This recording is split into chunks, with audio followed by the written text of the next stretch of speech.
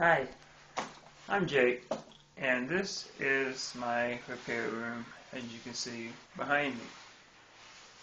This is all the videos I'm going to be showing you. I probably won't be spinning like this and making you sick and dizzy, but this is what I'll be doing. I do some LCD repair, big screen repairs, and CRTs. And I occasionally will be doing some miscellaneous electronic stuff, GPS units, stuff like that, CD players out of cars, computers. It's just generalizing electronic repair. I'm going to show you some of the tools right off the bat. I have a desoldering iron I bought from Radio Shack. It's about 15 bucks. Just a 30 watt soldering iron from Walmart for 5 bucks. And if you're going to do a lot of repairs, I suggest getting a candle. A cheap candle from Walmart or Dollar Tree or wherever. It spits the solder in because it collects it so well.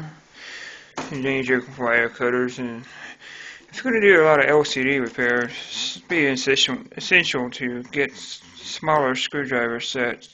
They work well when you're doing like little ribbon cables, stuff like this.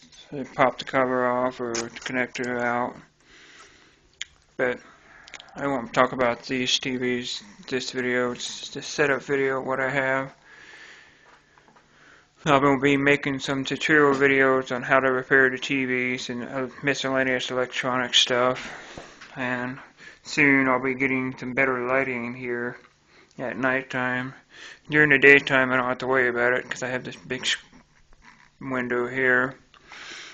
In the back you see, in the back, see that thing back there, that big white thing? Yeah, that's going to be the summer project room where it's a 2-car garage, and I will be working out of it instead of this small room. And that's about it. I hope to see you guys come view my videos, and I hope you enjoy my nice little room here. Have a good day.